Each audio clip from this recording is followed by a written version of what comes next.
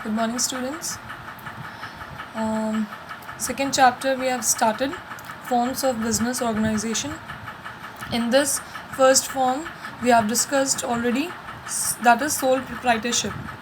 So next we have next types or next form we have, that is HUF, Hindu Undivided Family Business.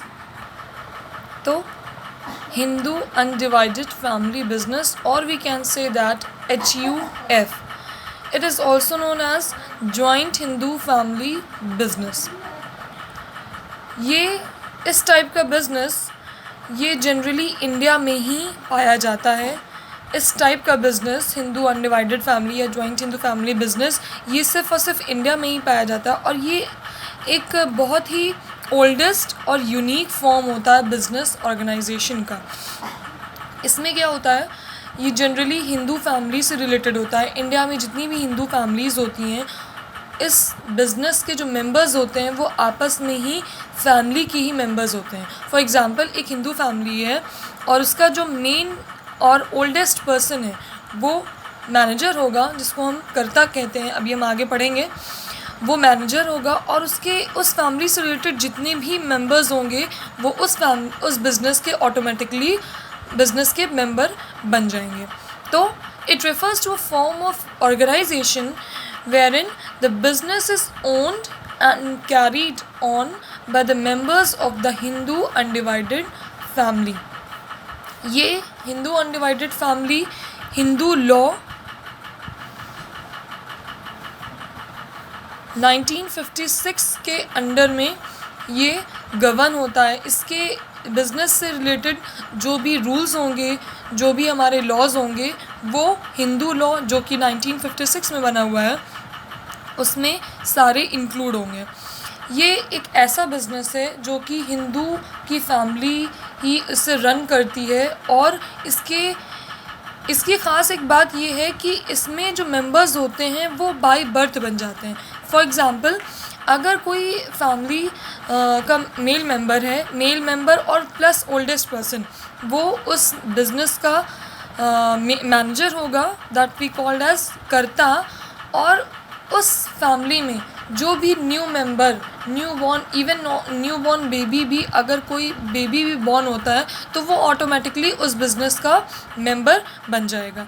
ये ख़ास बात होती है, और इसको सिर्फ़ और सिर्फ हिंदू लॉ के अंडर में जो के जो भी हिंदूज़ आते हैं वो ही इस बिज़नेस को आगे रन कर पाते हैं, किसी और रिलीजन में नहीं, और ये सिर्फ इंडिया में ही पाया जाता है. ये बिज़नेस हमारा जनरेशन टू जनरेशन चलता है. हमारे जो फोर फादर्स हैं उनसे हमारे फादर्स को मिला, और फादर्स से फिर हमारी जनरेशन, और फिर हमारे से आगे वाली जो जनरेशन है इस बिज़नेस को आगे बढ़ाएगी. इट मीन्स कि ये फैमिली बिज़नेस है एक तरह का, जो कि जो आने वाली जो जनरेशन्स हैं वो इसकी मेंबर्स इंक्लूड होती जाती हैं.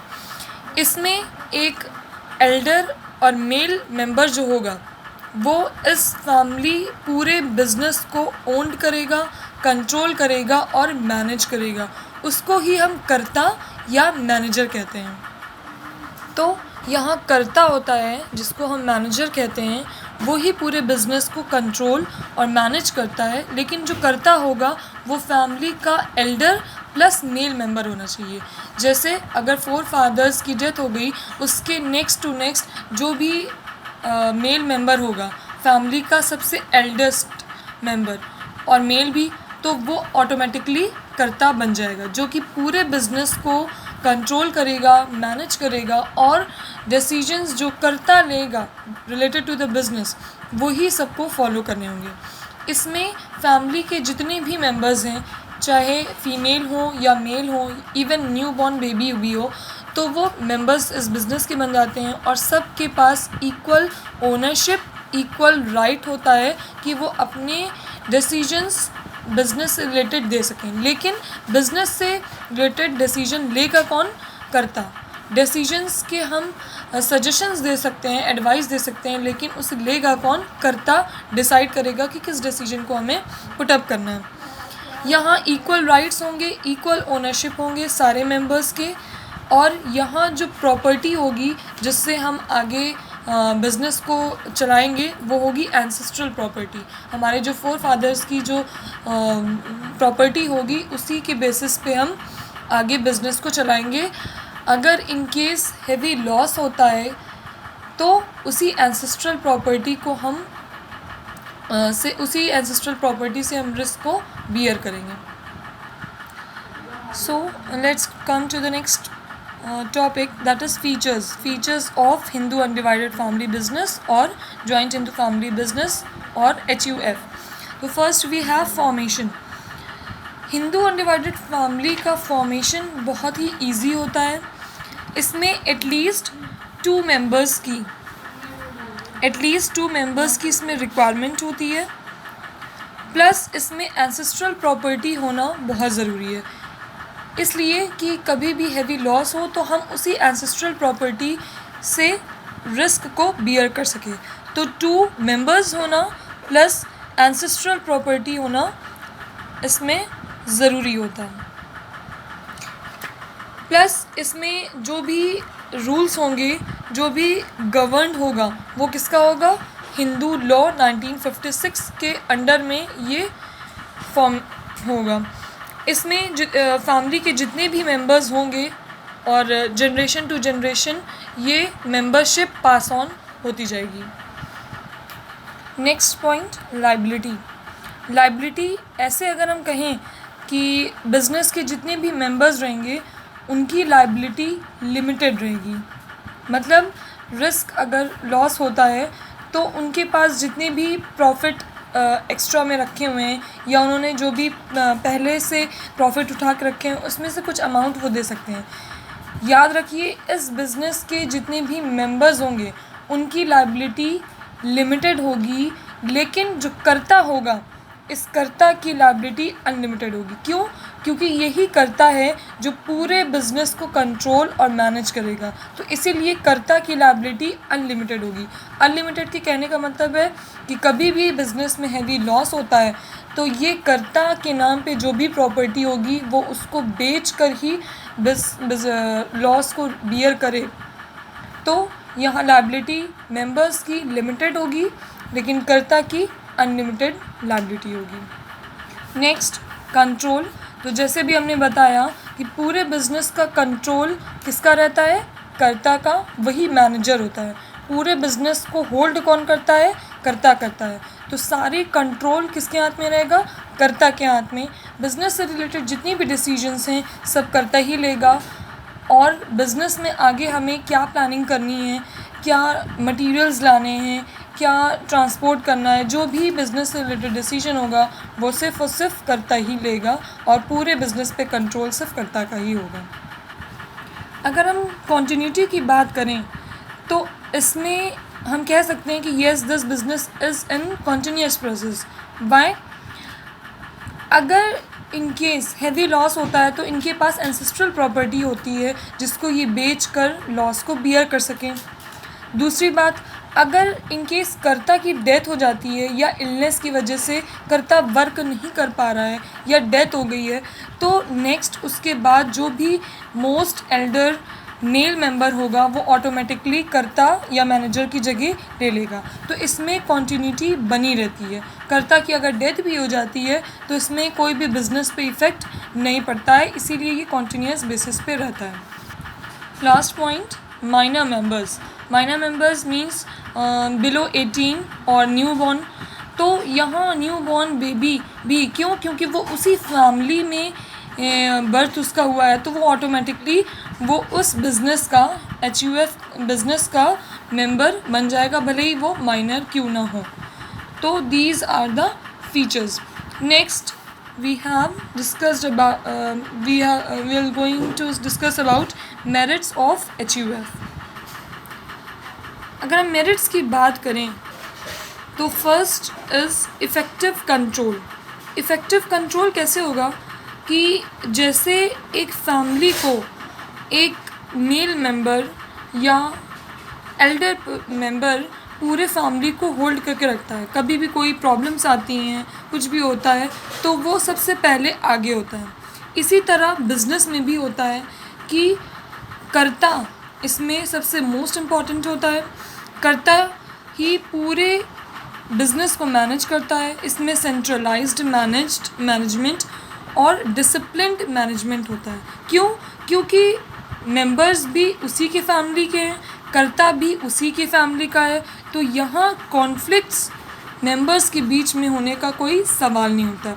अभी आगे जब हम पढ़ेंगे तो इसमें हम देखेंगे कि अलग अलग पार्टनरशिप के बारे में आपने सुना होगा, तो अलग अलग मेंबर्स अलग अलग फील्ड से, अलग अलग एरिया से आते हैं, तो उनके बीच कॉन्फ्लिक्ट्स या मिस्टेक्स होना या आपस में होना कॉन्फ्लिक्ट्स पॉसिबिलिटी होती है। लेकिन इसमें क्या है, यहाँ एक ही फैमिली का कर्ता भी है, उसी फैमिली के मेंबर्स भी हैं, तो कंट्रोल जो होता है वो इफ़ेक्टिव रहता है, सेंट्रलाइज्ड और डिसिप्लिन मैनेजमेंट होता है, और आपस में मेंबर्स एक दूसरे की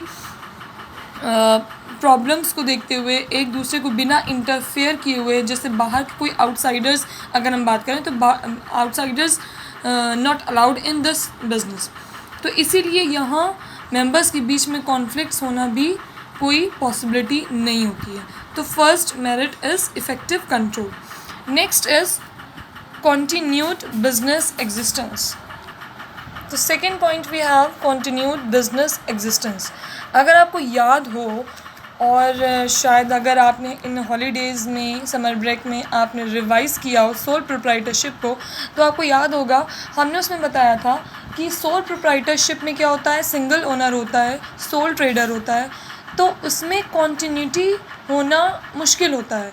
क्यों? In case of death of soul trader the business will be closed, और इन केस ऑफ इलनेस, अगर सोल ट्रेडर पूरे बिजनेस को होल्ड कर रहा है तो उसकी डेथ और इलनेस की वजह से पूरा बिजनेस क्या हो जाएगा, स्टॉप हो जाएगा। लेकिन यहाँ क्या है कि यहाँ कर्ता के डेथ के होने के बावजूद जो और मेंबर्स हैं, जो नेक्स्ट एल्डर मेल मेंबर होगा वो ऑटोमेटिकली कर्ता बन जाएगा, तो यहाँ कोई बिज़नेस के क्लोज़ होने की पॉसिबिलिटी नहीं होती है, और यहाँ बिज़नेस जो है कॉन्टीन्यूस बेसिस पे चलता रहता है, इसकी एग्जिस्टेंस लॉन्ग टाइम में होती है। अगर हम लाइबिलिटी की भी बात करें तो हमने अभी बताया कि जो अदर मेंबर्स हैं एक्सेप्ट कर्ता, जो मेंबर्स हैं बिज़नेस के, एचयूएफ बिज़नेस के, उनकी लाइबिलिटी कैसी होती है, लिमिटेड होती है। मतलब कि हैवी लॉस होने पर भी उनका कुछ एक्स्ट्रा नहीं जाने वाला है, जो प्रॉफिट से है जितना उनसे हो पाएगा उतना वो अपना उतना पोर्शन वो दे देंगे। तो यहाँ अदर मेंबर्स के लिए अगर हम बात करें तो यहाँ लायबिलिटी कैसी होगी, उनकी लिमिटेड लायबिलिटी होगी। और इसी को अगर हम कंपेयर करें सोल प्रोप्राइटरशिप पे, तो सोल प्रोप्राइटरशिप में क्या थी, एक सिंगल पर्सन है, सोल ट्रेडर है, तो क्या होगी, उसकी लायबिलिटी अनलिमिटेड थी। अगर आपको याद होगा तो हमने वहाँ बताया था कि सोल प्रोप्राइटरशिप में सोल ट्रेडर की लायबिलिटी अनलिमिटेड थी, और लेकिन यहाँ मेंबर्स की लायबिलिटी कैसी है, लिमिटेड लायबिलिटी है।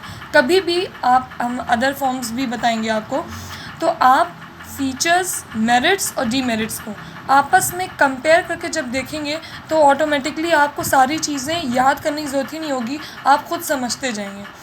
किसी भी एक फॉर्म का अगर मेरिट है तो वो अगले का डीमेरिट हो जाएगा। तो इस तरह से जब आप कंपेयर स्टडी करेंगे तो ऑटोमेटिकली आपको समझ में आ जाएगा, और कोई भी पॉइंट्स आपको याद करने की ज़रूरत नहीं होगी। Last point we have increased loyalty and cooperation. तो जैसे अभी हमने बताया कि इस बिज़नेस में जो मेंबर्स क्या होते हैं, वो फैमिली के ही मेंबर्स होते हैं, वो ऑटोमेटिकली बिज़नेस के भी मेंबर्स बन जाते हैं। तो यहाँ क्या है, एक फैमिली है और उसी के ही मेंबर्स पूरे बिज़नेस में मेंबर बने हुए हैं। तो यहाँ लॉयल्टी थोड़ा as compare to other forms increase हो जाती है। यहाँ एक दूसरे के कोऑपरेशन में लोग वर्क करते हैं। क्यों? क्योंकि लोगों को पता है कि जितना हम अपना एफ़र्ट्स डालेंगे, जितना हम बेस्ट टू बेस्ट एफ़र्ट डालेंगे, उतना ही हमें ज़्यादा से ज़्यादा प्रॉफिट अर्न होगा, और उतने ही ज़्यादा जितना हमें प्रॉफिट अर्न होगा उतने ही हमारे बिज़नेस का मार्केट में रेप्यूटेशन होगी, अपनी गुडविल होगी। तो यहाँ डायरेक्ट रिवॉर्ड है, जितना हम एफ़र्ट डालेंगे उतना ही हमें प्रॉफिट मिलेगा, प्रॉफिट जितना मिलेगा तो बिज़नेस की हमारे मार्केट में रेप्यूटेशन और गुडविल होगी। तो इसीलिए यहाँ लॉयल्टी और कोऑपरेशन थोड़ा और बाकी अदर फॉर्म्स या अदर टाइप्स के अगर हम देखें तो यहाँ थोड़ा सा इंक्रीज़ हो जाता है।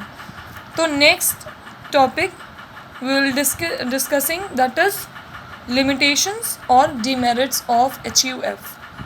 First limitation और first demerit of HUF is limited resources. अभी हमने आपको बताया कि यहाँ जो मेन सोर्स होता है रिसोर्स का या मेन सोर्स होता है लॉस को बियर करने का, वो क्या होता है? Ancestral property, only ancestral property होता है। तो यहाँ हमारे पास बिजनेस को और स्मूथ करने के लिए और उसको वाइड करने के लिए और उसको बिज़नेस को और फैलाने के लिए हमारे पास सिर्फ़ और सिर्फ क्या है? एंसेस्ट्रल प्रॉपर्टी है। तो हमारे पास रिसोर्सेज जो हैं वो लिमिटेड हैं। हम बाहर किसी आउटसाइडर को अपना मेंबर नहीं बना सकते हैं, किसी बाहर आउटसाइडर से हम लोन नहीं ले सकते हैं बैंक से या किसी अदर इंस्टीट्यूशन से, या किसी थर्ड पार्टी को इंक्लूड करके उनका प्रॉफिट नहीं ले सकते हैं। तो रिसोर्सेज हमारे पास क्या हैं? सिर्फ एंसेस्ट्रल प्रॉपर्टी। इसीलिए हमारा बिज़नेस की जो साइज़ होती है वो यहाँ जनरली स्मॉल ही होती है। क्यों? क्योंकि हमारे पास रिसोर्सेज की लिमिटेशन है। अभी हमने देखा कि ये पॉइंट आपका मेरिट्स में हो गया कि मेंबर्स की लायबिलिटी लिमिटेड होती है जो अदर मेंबर्स हैं एक्सेप्ट करता।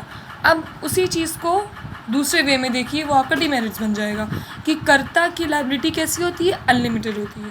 चाहे कुछ भी हो जाए, कर्ता को जितना भी लॉस है वो अकेले ही बियर करना होता है। क्यों? क्योंकि पूरे बिज़नेस को कंट्रोल कौन करेगा? कर्ता करेगा।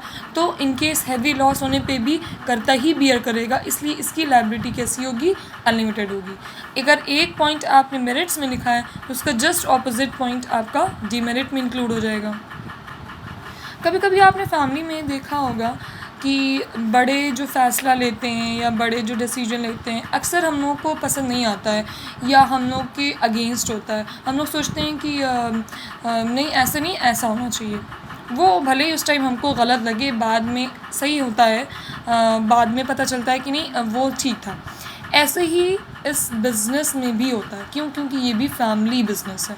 डोमिनेंस ऑफ कर्ता का मतलब यही होता है कि चाहे कितने भी मेंबर्स अपनी एडवाइस दें, अपना सजेशन दें, डिसीजन दें, लेकिन एट लास्ट डिसीजन बिज़नेस से रिलेटेड लेता कौन है? कर्ता। तो पूरी बिज़नेस पे मोनोपोली किसकी रहती है? कर्ता की रहती है। तो यहाँ अक्सर मेंबर्स को लगता है या ये चीज़ होती है, वैसे फैमिली में ही अक्सर हो जाती है, तो यहाँ अदर मेंबर्स को भी लगता है कि कर्ता ही अपनी सिर्फ कर रहा है या यही अपने सिर्फ डिसीजंस को फाइनल डिसीजन मानते हैं और यही अपने डिसीजन को ही उसमें बिज़नेस में पुटअप करते हैं। तो यहाँ थोड़ा सा फैमिली यूनिट ब्रेक डाउन होने की पॉसिबिलिटी होती है। क्यों? क्योंकि पूरे बिज़नेस पे कर्ता का कंट्रोल रहता है और इन्हीं की ही मोनोपोली होती है। नेक्स्ट और last point we have limited managerial skill. ये पॉइंट आपने सोल प्रोप्राइटर में अगर आपको याद होगा तो सोल प्रोप्राइटरशिप में भी हमने पढ़ा था कि एक सिंगल पर्सन के अंदर सारी क्वालिटीज़ हों, सारी स्किल्स हों, ये पॉसिबल नहीं है। तो ऐसे ही इसमें HUF में भी होता है कि एक कर्ता जो वन आर्मी, अगर हम कहें कि वन मैन आर्मी है, पूरे बिज़नेस को होल्ड कर रहा है, तो उसके अंदर सारी स्किल्स हों या उसके अंदर सारी क्वालिटीज़ हों, हर तरह का वो डिसीजन ले पाए और हर डिसीजन उसका सही हो। ये ज़रूरी तो नहीं कि वो फाइनेंस को भी देखे कि हमें प्रॉफिट कैसे कैसे करना है, वो मार्केटिंग पे भी देखे, वो डिमांड्स को भी ध्यान में रखे, हर डिपार्टमेंट को हर चीज़ को प्रॉपर वे में करे, हर चीज़ में वो बेस्ट एंड बेस्ट हो, ये ज़रूरी तो नहीं। तो यहाँ मैनेजरियल स्किल्स लिमिटेड होती हैं। अगर हम कई आउटसाइडर्स को बाहर से अगर इसमें बिज़नेस में इंक्लूड करें तो अलग अलग लोग अलग अलग फील्ड से आते हैं। कोई फाइनेंस में बेस्ट होगा, कोई मार्केटिंग में बेस्ट होगा, कोई प्रोडक्शन में अपनी डिसीजन बेस्ट दे सकता है। लेकिन यहाँ क्या है, एक ही पर्सन है, वही प्रोडक्शन से रिलेटेड, मार्केटिंग से रिलेटेड सारी डिसीजन वही लेता है, और ये ज़रूरी नहीं है कि करता जो है स्किलफुल सारे फील्ड्स में हो, तो इसीलिए यहाँ मैनेजरियल स्किल हमारी लिमिटेड होती है।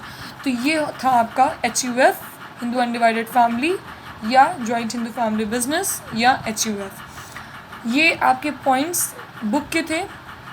अगर आपको कहीं और पॉइंट इसके अलावा मिले तो उसको इंक्लूड करिएगा, मुझे भी बताइएगा, मैं डिस्कस करूँगी। और इसको याद मत करिएगा, इसको समझकर अपने पॉइंट्स में लिखिएगा इन केस एग्ज़ाम में या टेस्ट में आता है तो, क्योंकि याद करेंगे तो ये बिज़नेस ऐसा है कि सब आपस में हौच पौच हो जाएगा और सारे पॉइंट्स मिक्सअप हो जाएंगे। तो समझ के चलेंगे और डे बाय डे हर दिन आपको पढ़ना है, चाहे आप आधा घंटा ही पढ़िए, लेकिन आपको बिज़नेस पढ़ना है, वरना लास्ट में सब हौच पौच हो जाएगा।